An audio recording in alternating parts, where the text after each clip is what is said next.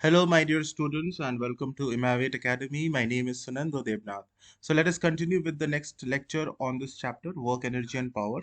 We are doing the second chapter of physics of class 10th of ICSE. Okay, so today we will be discussing work energy theorem, this topic, and the derivation of this theorem. Also, we will discuss few numericals based on this theorem.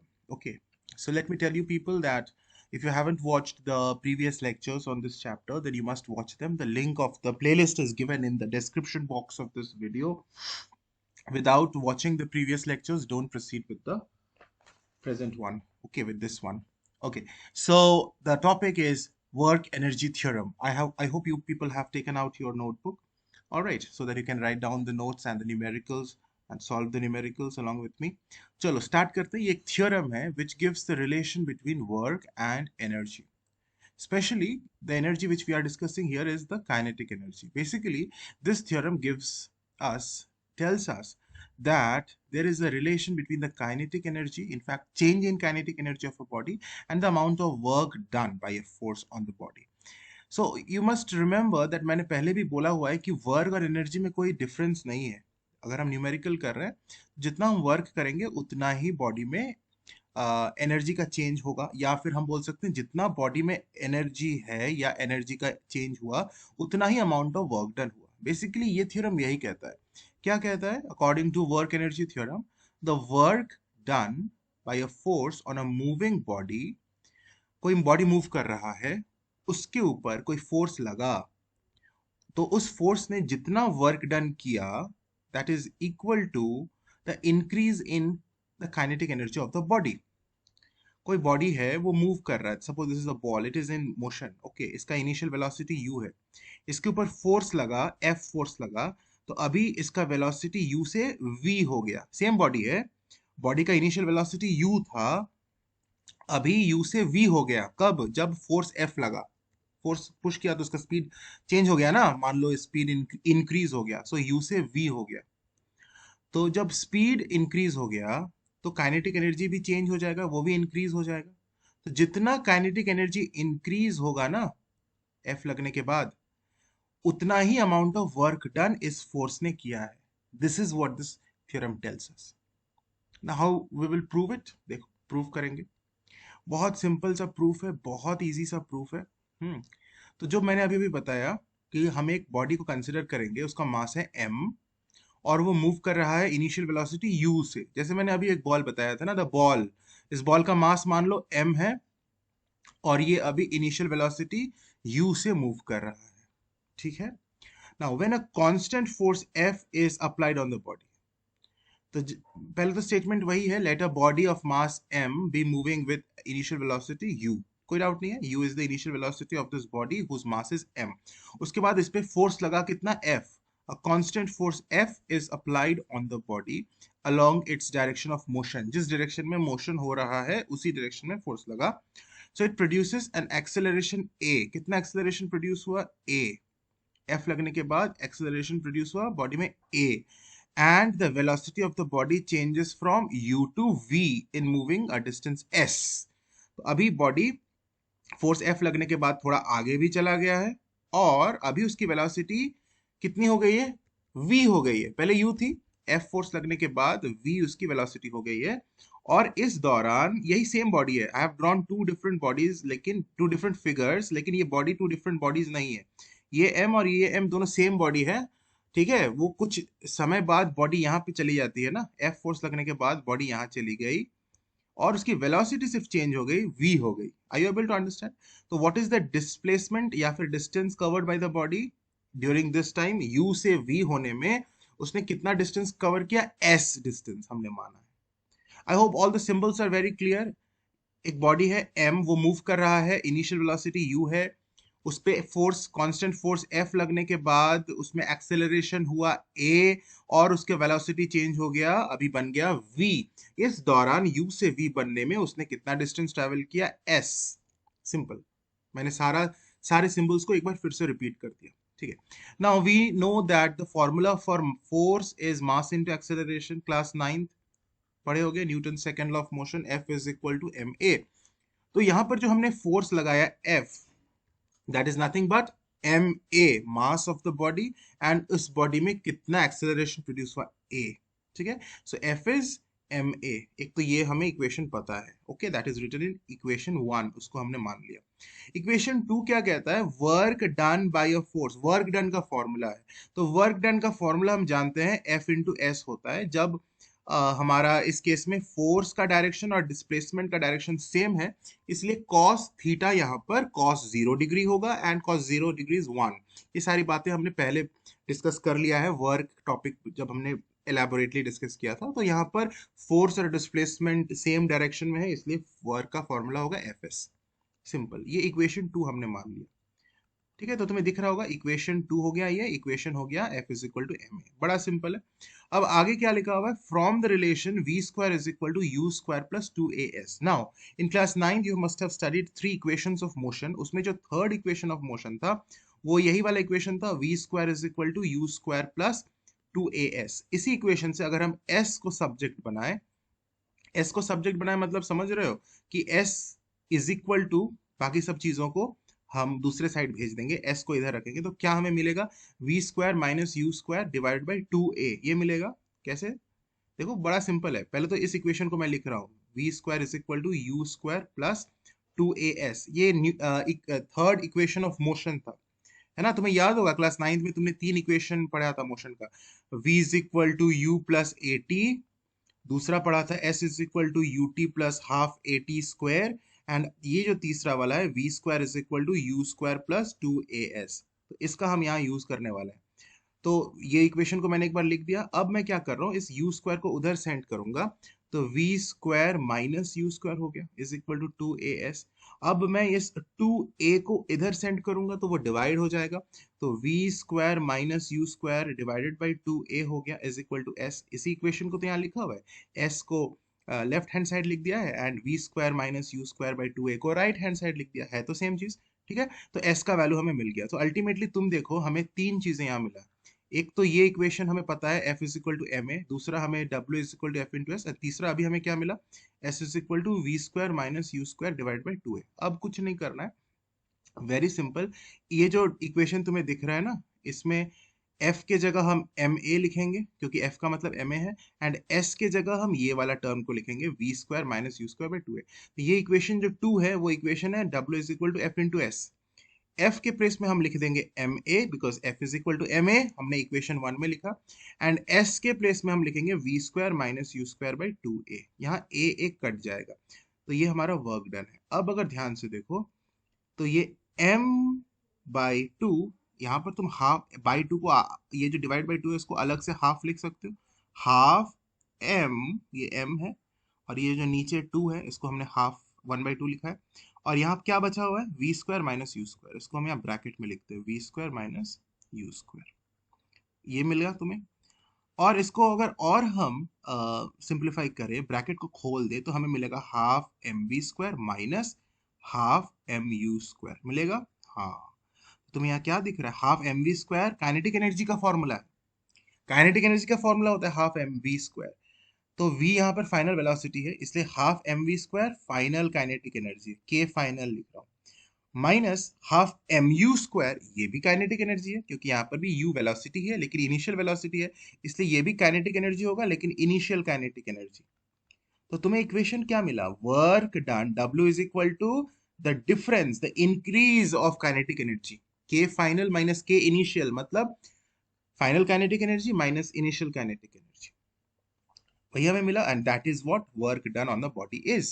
This is what we have studied just now as the statement for work energy theorem. तो ये हमें मिला कि work done is equal to k f minus k आई, के F मतलब final kinetic energy minus k आई मतलब initial kinetic energy. तो it means it is the increase in kinetic energy, कितना काइनेटिक एनर्जी इंक्रीज किया, that is the W, that is the work done on the body by the force F। यही तो है, यही तो statement कहता है कि according to work energy theorem the work done by a force on a moving body is equal to the increase in its kinetic energy. कोई एक बॉडी है, उसका काइनेटिक एनर्जी पहले जितना था के आई मान लो इनिशियल काइनेटिक एनर्जी, वो उस पर फोर्स लगा तो उसका काइनेटिक एनर्जी चेंज हो गया, अभी के एफ काइनेटिक एनर्जी हो गया। तो ये जो के आई से के एफ जो चेंज इन काइनेटिक एनर्जी है, यानी के एफ माइनस के आई है, यही वर्क डन है। अगर हमें वर्क डन निकालना ऑन द बॉडी में, तो हम final kinetic energy minus initial kinetic energy कर देंगे, तो हमें निकल जाएगा कि कितना वर्क डन हुआ है bye the force on this body. कितना सिंपल कॉन्सेप्ट है, कुछ नहीं, एकदम हलवा है। बेसिकली वही बात है घुमा फिरा के कि वर्क डन और एनर्जी सेम ही चीज है। ओके, अभी हम न्यूमेरिकल करते हैं इस पर बेस्ड। देखो यहाँ पर न्यूमेरिकल तुम्हारे सामने आ गया है, तुम्हें पता चल जाएगा कि किस तरह के क्वेश्चंस आ सकते हैं इस थ्योरम से। A ball of mass 0.5 kg slows down from a speed of 5 metre per second to that of 3 metre per second. एक बॉल है, उसका मास दिया हुआ है, given is the mass of the ball, which is 0.5 kg. We need not convert it to grams because it is already in kg and kg is the SI unit of mass. आगे दिया हुआ है कि इसका speed है slows down. एक चीज मैं तुम्हें बता दूं कि यहाँ पर जो लिखा हुआ है ना इंक्रीज इन काइनेटिक एनर्जी, तो ये थ्योरम सिर्फ इंक्रीज इन काइनेटिक एनर्जी के लिए वैलिड, सिर्फ इंक्रीज के लिए ही वैलिड है, ऐसी बात नहीं है।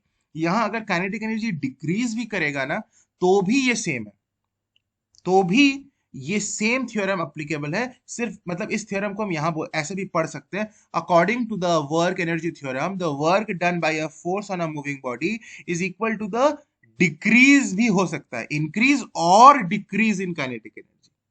मतलब बेसिकली यहाँ पर अगर हम वर्ड यूज करें is equal to the change in kinetic energy, वो ज्यादा करेक्ट है, क्योंकि वो चेंज हो सकता है इंक्रीज हो सकता है वो चेंज डिक्रीज हो। ऐसा भी तो हो सकता है कि काइनेटिक एनर्जी पहले जो था उससे कम हो गया हो, तो जितना भी काइनेटिक एनर्जी में चेंज होगा, that is the amount of work done. It can be increased or it can be decreased also. But here, since the derivation, in the derivation we have considered, we have assumed one thing कि force जो है is applied on the body along the direction of motion। जिस direction में motion हो रहा है उसी direction में हमने फोर्स लगाया, इसलिए हमने ये माना कि ये फोर्स बॉडी के स्पीड को कम नहीं करेगा। कोई बॉडी मूव कर रहा है पीछे से, अगर उसको हम धक्का दे देते हैं तो स्पीड तो बढ़ ही जाएगा, इसका मतलब काइनेटिक एनर्जी तो इंक्रीज ही करेगा। ये अज्यूम करके हमने ये डेरिवेशन किया है, और इस डेफिनेशन को भी उसी एजम्पशन से लिखा गया है। लेकिन इस बात का ये मतलब नहीं है कि सिर्फ काइनेटिक एनर्जी इंक्रीज ही होगा तो ही हम कहेंगे कि that is equal to the work done, बिल्कुल नहीं। काइनेटिक एनर्जी अगर डिक्रीज भी हुआ तो जितना भी decrease in the kinetic energy होगा that will be equal to the amount of work done by the force. उस केस में फोर्स रिटार्डिंग फोर्स होगा, जिसमें बॉडी अगर जिस डायरेक्शन में मूव कर रहा है उसको ऑपोजिट डायरेक्शन में फोर्स लगेगा, बॉडी, ये फोर्स बॉडी को रोकेगा, उसका स्पीड को डिक्रीज करेगा। तो जितना भी उसका डिक्रीज इन काइनेटिक एनर्जी होगा that will be the amount of work done by this force. ठीक है, बड़ा सिंपल सा चीज है। तो बेसिकली यहाँ पर हमने इंक्रीज जरूर लिखा है और बुक में भी लिखा हुआ है, ये क्योंकि अजम्पशन मैंने बता दिया कि क्या अज्यूम करके ये डेफिनेशन को बनाया गया है। लेकिन जब न्यूमेरिकल करेंगे तो हम ये पूरा कॉन्सेप्ट क्लियर होना चाहिए कि it can be either increase और decrease in kinetic energy, means it can be, it should be the change in kinetic energy. तो यहाँ पर जो न्यूमेरिकल है ना वो बिल्कुल वैसे ही टाइप का है, मास दिया हुआ है बॉडी का एंड इट स्लोज डाउन, ये बॉल स्लो डाउन होता है from a speed of 5 metre per second to 3 metre per second. देखो यहाँ स्पीड इंक्रीज नहीं हुआ, initial velocity 5 metre per second है, इनिशियल वेलोसिटी को हम यू से डिनोट करते हैं। फाइनल वेलोसिटी कम हो गया, 5 से कम हो गया, 3 हो गया। तो calculate the change in kinetic energy. ठीक है, तो चेंज इन काइनेटिक एनर्जी हम निकालते हैं। तो चेंज इन काइनेटिक एनर्जी क्या होगा, देखो final kinetic energy minus initial kinetic energy. Final kinetic energy है half M we square minus half initial kinetic energy half M you square, क्योंकि initial velocity लिया, जब हमें इनिशियल काइनेटिक एनर्जी लेना है बेसिकली हम वही काम कर रहे हैं, half into mass into velocity square. Kinetic energy का फॉर्मूला होता है half into mass into velocity का स्क्वायर। अगर हम फाइनल वेलोसिटी लेंगे तो हाफ एम वी स्क्वायर लेते हैं, इनिशियल वेलोसिटी में यू जनरली यूज करते हैं तो हाफ एम यू स्क्वायर लेते हैं। तो हमने यहाँ final kinetic energy minus initial kinetic energy किया, हाफ इंटू एम को कॉमन ले लेंगे तो v square minus u square है। सो हाफ इंटू एम का value 0.5 into v square is our 3 square minus u square is 5 square. तो यहाँ पर आगे सिंपल मैथ्स है भाई, कुछ नहीं है। 3 स्क्वायर इज 9 माइनस 25, तो ये तुम्हारा हो जाएगा half into 0.5 into 16, in fact -16, because 9 into -9 minus 25 is -16। 2 8s are 16, 8 5s are 40, तो यहाँ 4 जूल्स आ गया, इनफैक्ट -4 जूल्स आया। तो कितना डिक्रीज हुआ, therefore change in, negative sign आया तो ये डिक्रीज होगा। Change in kinetic energy is 4 joules, bracket में लिखो डिक्रीज, अगर पॉजिटिव आता ना तो इंक्रीज लिख। यहां पर अगर ये क्वेश्चन पूछा जाए, एक क्वेश्चन अगर हम ऐड करें, what is the work done on the ball in doing so, ये काम करने में बॉल में कितना वर्क डन हुआ, तो बिना टेंशन लिए हुए बोलना द अमाउंट ऑफ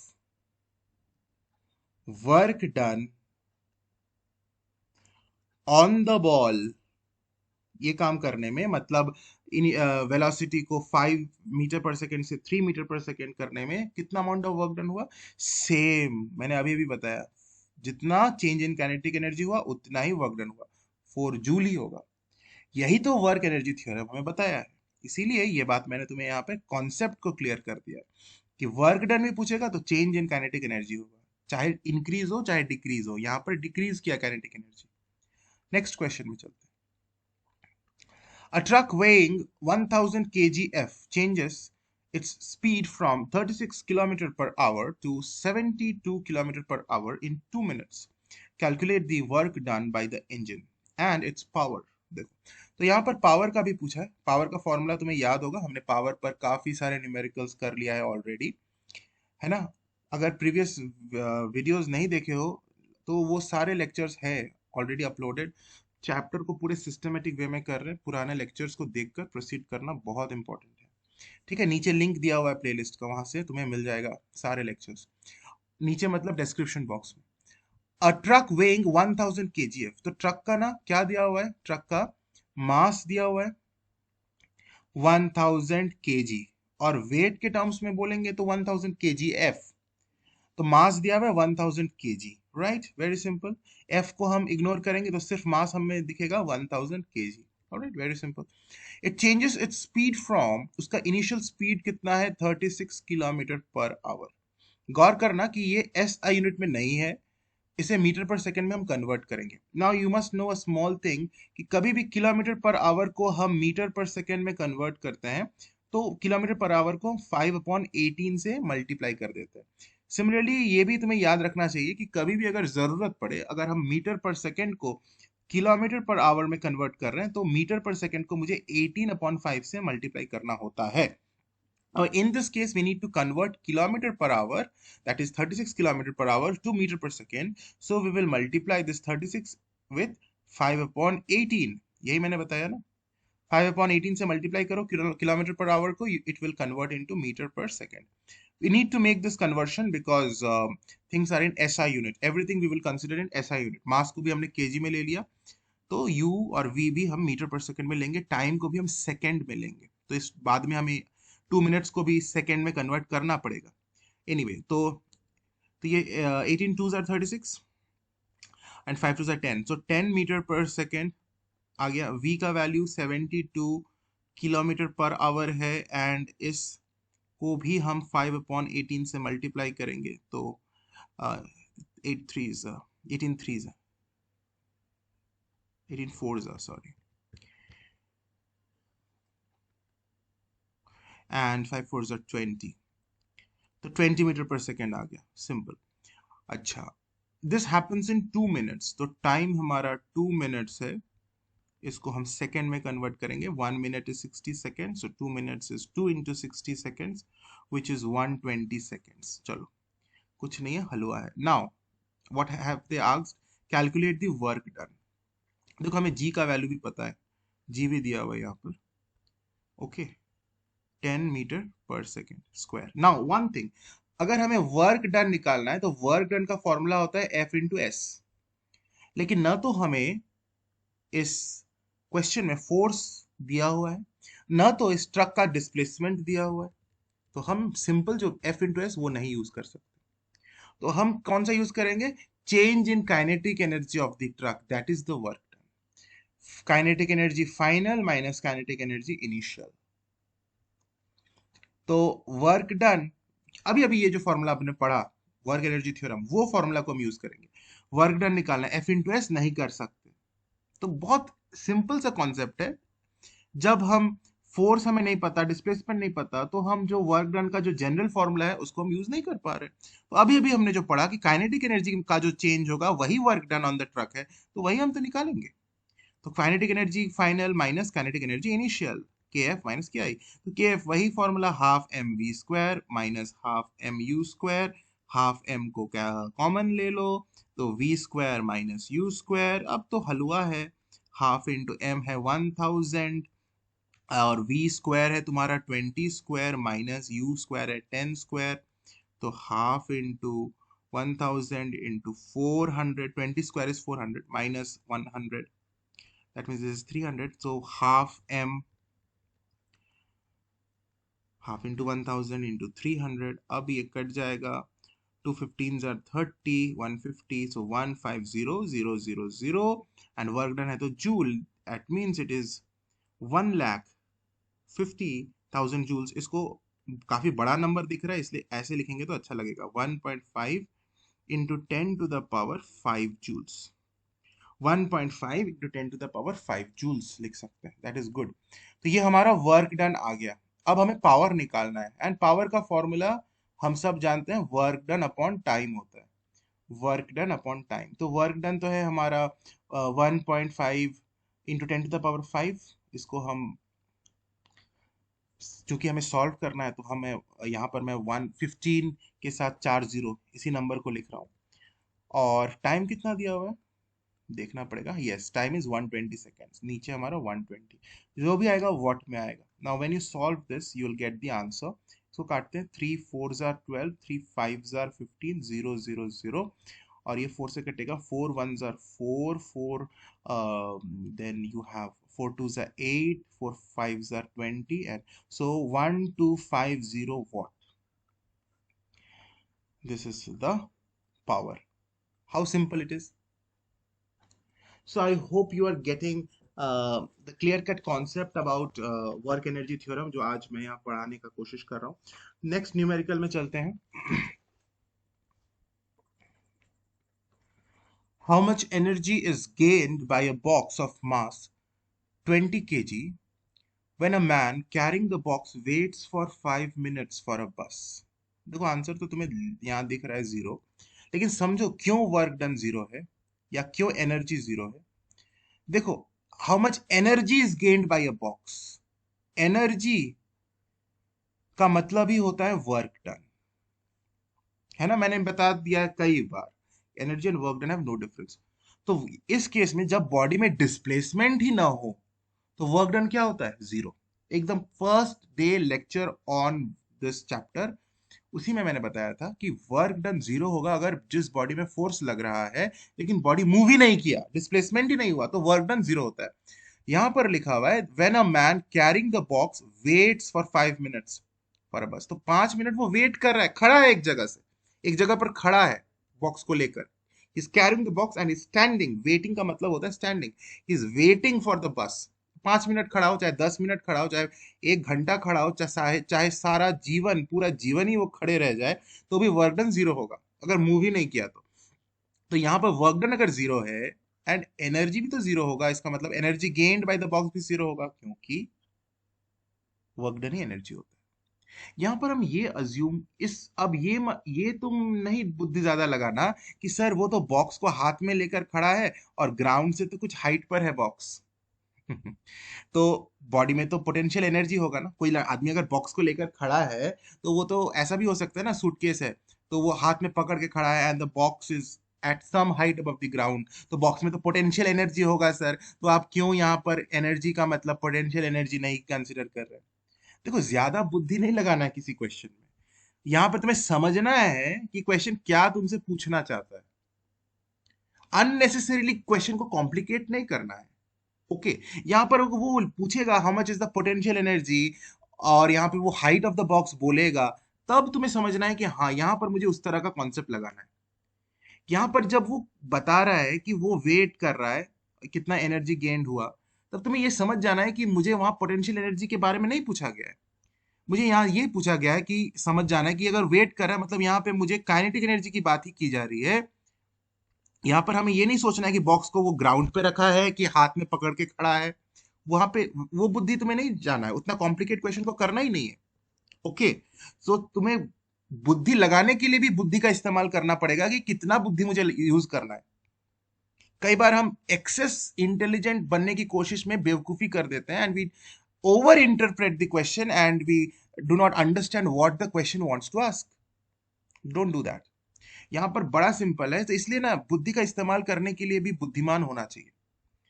बहुत ज्यादा बुद्धि है लेकिन उस बुद्धि का कैसे यूज करेंगे वो बुद्धि नहीं है मेरे पास, तो वो बेवकूफी होती है। ऑलराइट, सो यहाँ पर सिंपल ये पूछा है कि बॉडी में कितना काइनेटिक कितना एनर्जी गेन हुआ, यहाँ हमें ये समझ जाना है कि कितना काइनेटिक एनर्जी गेन हुआ, वही पूछा है। जब बॉडी मूव ही नहीं किया है, जब उसमें कोई वेलोसिटी का चेंज ही नहीं हुआ, यानी काइनेटिक एनर्जी का कोई चेंज ही नहीं हुआ, बॉडी रेस्ट में है, तो वर्क डन जीरो है, इसलिए काइनेटिक एनर्जी जीरो है। एकदम simple logic. Now second case में बोल रहे हैं when a man runs carrying the box with a speed of 3 meter per second to catch the box to catch the bus। तो शुरू में तो वो उसका स्पीड जीरो था क्योंकि वो रेस्ट में था, वेट कर रहा था, और अभी वो बस को पकड़ने के लिए दौड़ा with what speed 3 metre per second. तो पहले उसका स्पीड था 0 मीटर पर सेकेंड, अभी v हो गया 3 metre per second. Mass of the box दिया हुआ है शुरू में ही 20 kg। तो बोल रहा है how much energy is gained. Energy gained मतलब how much kinetic energy is gained. Okay right, so यहां पर काइनेटिक एनर्जी गेन्ड यही हमें निकालना है, यानी half M we square minus half M you square. कितना उसका काइनेटिक एनर्जी चेंज हुआ, कितना इंक्रीज हुआ। तो हाफ एम यू स्क्वायर तो जीरो होगा क्योंकि यू का वैल्यू जीरो है, कोई स्पीड ही नहीं था। सो दिस इज तो zero, half into m into zero square, so only it is half M we square, क्योंकि ये तो जीरो है, इसको लिखने की कोई जरूरत भी नहीं है, और लिखना चाहो तो लिख भी सकते हो। सो हाफ एम का वैल्यू है 20, वी का वैल्यू है 3 स्क्वायर, सो 3 इंटू 3, तो ये हो गया तुम्हारा 2 10 20 and this is 90 joules. 90 joules दिया हुआ है, simple. Third part of the question बोल रहा है व्हेन, अब देखो तुम्हें समझना है, अब तुम्हें समझना है, when he raises the box by 0.5 meter in order to place it inside the bus। यहां पर वो हाइट उसने बताया है जिस हाइट को उसने बॉक्स को रेज किया बस के अंदर, बस के अंदर उसने रख दिया बॉक्स को, और बॉक्स कितने हाइट पर है अभी ग्राउंड से 0.5 मीटर। तो तुम्हें यहां पर समझना है कि कौन से एनर्जी का बात वो कर रहा है, काइनेटिक एनर्जी का बात वो कर रहा है क्या, नहीं कर रहा है, क्योंकि यहां पर जब वो height by which the box is raised वो बोला है, that means they are talking about the height of the box above the ground. तुम्हारी बुद्धि में ये इमीडिएट क्लिक करना चाहिए कि कौन सा एनर्जी का बात यहाँ कर रहा है, पोटेंशियल एनर्जी। तो यहाँ पर पोटेंशियल एनर्जी का फॉर्मूला तुमको यूज करना है mgh, वही एनर्जी हमें निकालना है। तो m का वैल्यू दिया हुआ है 20 kg, g का वैल्यू दिया हुआ है 10 metre per second square, and h height अभी दिया हुआ है 0.5 मीटर। तो ये तुम्हारा 100 आ जाएगा, तीनों को मल्टीप्लाई करो 100 जूल्स। तो हमेशा तुम्हें बुद्धि का इस्तेमाल सही तरीके से करना पड़ेगा। ऑलराइट, न्यूमेरिकल्स फिजिक्स में ऐसे ही होता है। चलो अभी हम आज यहीं तक करते हैं। I hope you have enjoyed, you have learn something. Next lecture में मिलते हैं। God bless you, take care.